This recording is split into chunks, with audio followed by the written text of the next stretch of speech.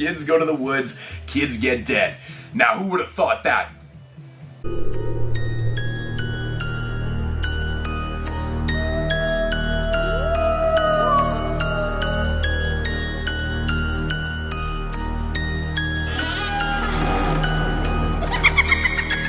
Yo, what's up everybody? Welcome to day 13 here on the 31 Days of Horror. I am your host Mood616 and thank you once again for stopping in. Yeah, alrighty guys, day 13 is here and I've got one for you guys that I just got in the mail today. I actually had no intentions of doing or reviewing this film today, but I got it in the mail today and it's one that just made me laugh so hard. A homie of mine posted a picture of this in one of our group chats, and it instantly caught my eye. I had to pick it up just based on the title alone. It just sounds so funny. Released by MVD Visual. This is a film from 2009. Just made its way to media, of course, in 2015. And it is called Kids Go to the Woods, Kids Get Dead. Now, with a title like that, how could you not want to pick this up and watch it? Because that's just ridiculous. It's actually kind of an inside joke with me and my buddy, too. Kids Get Dead. It's just fantastic. But getting into the plot of this one, it really is your very generic plot line, to the story. It's about a girl named Casey. It's her birthday, and she's, wants to do something for her birthday. So her and a bunch of her friends go out to one of their friends' dad's cabins out in the woods, and to go and party and just have gratuitous sex and just party and just have a good time in the weekend. Of course, when they get there, there is a killer that's on the loose and starts picking them off one by one.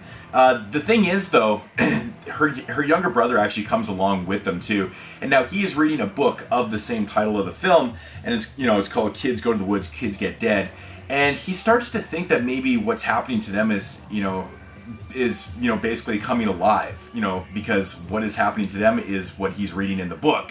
So he starts to think it's kind of connected and stuff like that. But yeah, there's this killer on the loose picking them off one by one, and they've got to fight for their survival.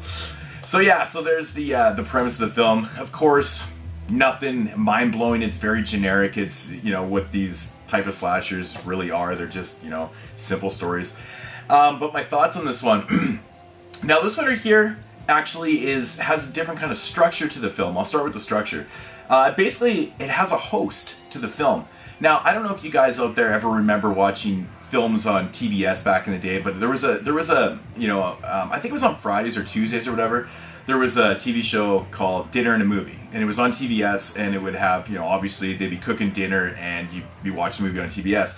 Well, the structure of the film kind of reminded me of that. Now, this one has a horror host. Her name is Candy Adams, and the film starts out with her hosting and introducing the film that you're about to watch and stuff like that. And it keeps happening throughout the film. This one plays like you're watching on TV. Every 15 minutes in the film or whatever, there will be, another interlude by your host. She'll cut in, and they'll cut to some fake commercials and things like that. So that's kind of cool, but I felt like it just happened way too often. This film only runs about 80 minutes, and I felt like they were just cutting into these, into these interludes and these fake commercials and stuff just a little too often. Like there's even one right in the climax of the film and stuff, and I kind of takes you out a little bit, but I do like the effort and I like the idea of putting this kind of structure together. It's okay, it's all right, but yeah, get into the film. Your characters are basically all kind of generic characters. They're somewhat likable.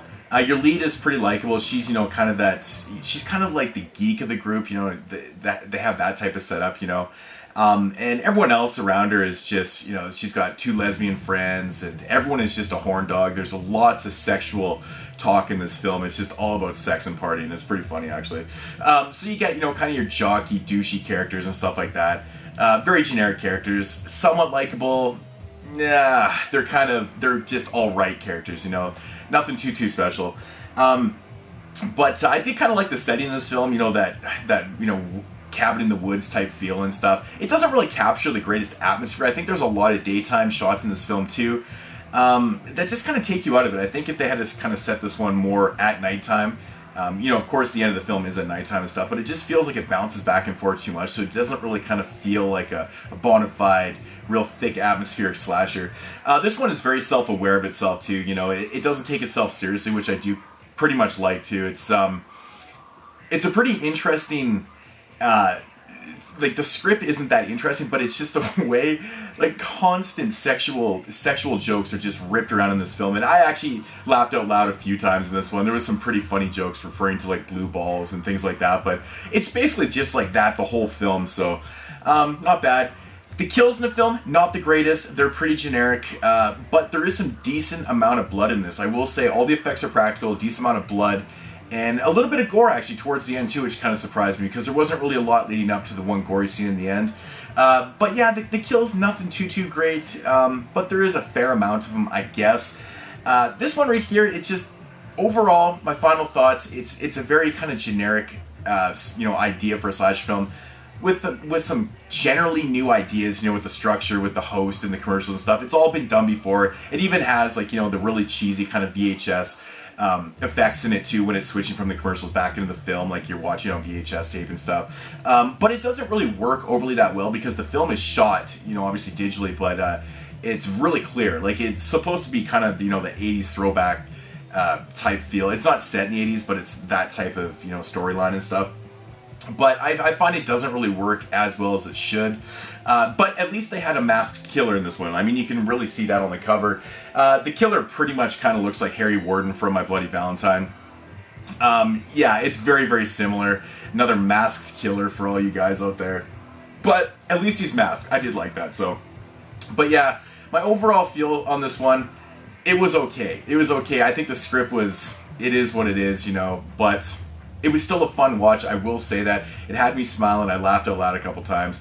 Not so bad, so I'm going to give this one I'll give it a 6 out of 10. I'll give it a 6 because it was entertaining enough. It's not the greatest film in the world, but, I will say, I enjoyed it. I just wish that there had been, just maybe a little more inventive kills. That's the thing about these type of slasher films, that the kills are generic. These slasher films just never seem to stick out, which is kind of a shame. But, like I said, this one has everything. It's got commercials, ridiculous generic characters, and everything. It's even got the red herring, of course, with the store owner, who of course fought in Nam and things like that. So, it's got it all. But yeah, I do kind of recommend it. Kids Go to the Woods, Kids Get Dead. Just for the title alone, pretty awesome stuff. But anyways, guys, I'm just rambling along. Check it out at your own risk. I do give it a 6 out of 10. It was decent enough for me. Anyways, guys, I'll check you tomorrow on day 14. Peace out, homies. I got like itchy as balls right now. Bang!